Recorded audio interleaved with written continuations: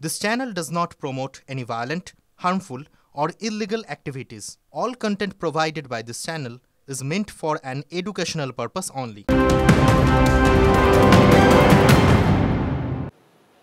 আর এবার আমরা সরাসরি নজর রাখবো এসএসসি চেয়ারম্যানের সাংবাদিক বৈঠকে।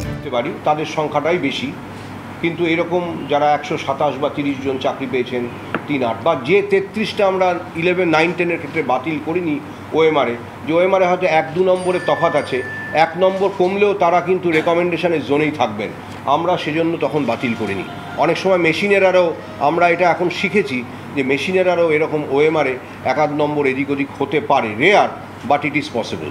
সুতরাং আমরা ওই মিসম্যাচ আছে বলেই তাকে একটা ভুয়ো অযোগ্য দাগ দিয়ে দেগে তাকে বাদ দিয়ে দেব, এটা বোধহয় ঠিক নয়। অনেক ভেবেচিন্তে নেওয়া দরকার। মোট 3টে এফিডেভিট দিয়ে আপনারা এই 5000 জনের নাম জানিয়েছেন। সেটা তো একটা ওয়েমার শীট যে দেওয়া হয়েছে এসএসসি দিয়েছে, এমনটা অভিযোগ করছে যে ওয়েমার শীট দেয়নি এসএসসি। বুঝতে পারলাম না। আপনি বলছেন যে ওয়েমার শীট দেওয়া হয়েছে, মানে যে ওয়েমার শীট দেওয়া হয়েছে কোথায় বললাম? তথ্য আর কি দেওয়া হয়েছে, তথ্য বললাম তো। আপনারা কোর্টে দিয়েছেন, সেই তালিকা কি প্রকাশ করতে পারবেন মিডিয়ার সামনে, সংবাদ মাধ্যমের সামনে? আরে আমাদের একটা, আপনি তো নিশ্চয়ই জানেন, একটা এভিডেভিট পাবলিক ডকুমেন্ট। এই এভিডেভিট মানে যারা যারা মামলাকারী প্রায় প্রত্যেকের হাতে হাতেই এভিডেভিট থাকে। এটা আমার প্রকাশ করার কোনো দরকার আছে? একটা এভিডেভিট ইজ অ্যাফার্মড, এটা পাবলিক ডকুমেন্ট। যারা মামলা করছেন তারা সবাই এভিডেভিট পান।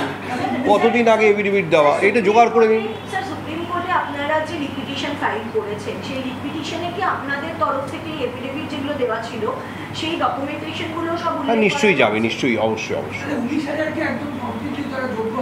দেখুন, আরেকবার বলি, 19,000 মানে আমি অযোগ্যদের তালিকা দিলাম, বাকিরা যোগ্য। আপাতত যা তথ্য আছে আমাদের কাছে ধরে নেওয়া যেতে পারে আপাতত, কিন্তু নতুন তথ্য যদি আসে, কিছু কোনো ভুলভ্রান্তি হয়ে থাকে, কোনো ভুল বাকিদের ক্ষেত্রে নেই, এটা আমি কখনো বলবো না। এরকম কেউ সার্টিফিকেট দিতে পারে না।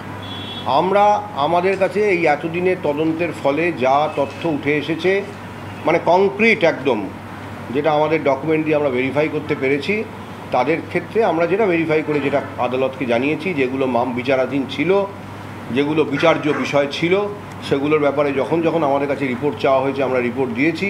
তার ভিত্তিতে এই রিপোর্টটা একটা পূর্ণাঙ্গ একটা কোলেক্ট করে আমরা দিলাম। এর বাইরে সবাইকে নিয়ে মানে সার্টিফাই করে দেবো, এটা আমরা পারবো না। আপনাদের একটা উদাহরণ দিই, ধরুন ববিতা সরকার চাকরি পেয়েছিলেন, তিনি বঞ্চিত ছিলেন, তার একটা প্লেস মানে তার হয়তো চাকরিটা নর্মাল রেকমেন্ডেশন হওয়ার কথা ছিল, তিনি পাননি।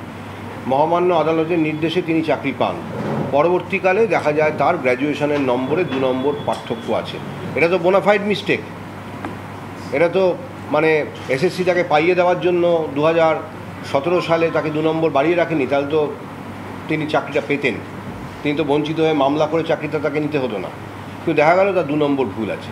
এখন এই বাকি 19,000-এর মধ্যে প্রত্যেকের তো মাধ্যমিক, উচ্চ মাধ্যমিক সব নম্বর মিলিয়ে দেখে, মানে ইন্টারভিউ নম্বর যোগ করে বা তার একাডেমিক স্কোর যোগ করে, তার ওএমআর স্কোর যোগ করে দেখে আমরা তো সার্টিফাই করতে পারবো।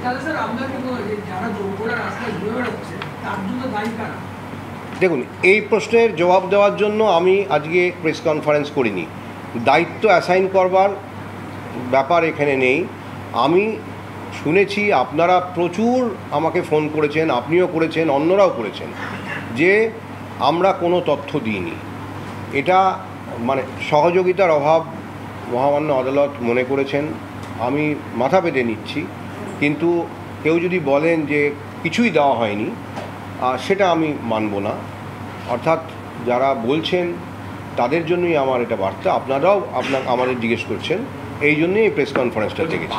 এবারে দায়িত্ব কার দায়িত্ব, কে করেছেন, কেন করেছেন, কখন করেছেন, আমি এই প্রশ্নের মধ্যে যাব। 5300 জন অযোগ্য এটা আপনারা বলছেন হলফনামা দিয়ে, বাকিরা যোগ্য এটা বলছেন না কেন? যোগ্য না, দেখুন, এইটা বলবার একটা সিলেকশন প্রসেস হয়েছে। একটা সিলেকশন প্রসেস হওয়ার পরে বারে বারে হলফনামা দিয়ে এরা যোগ্য, এরা যোগ্য, এরা যোগ্য বলা যায় না।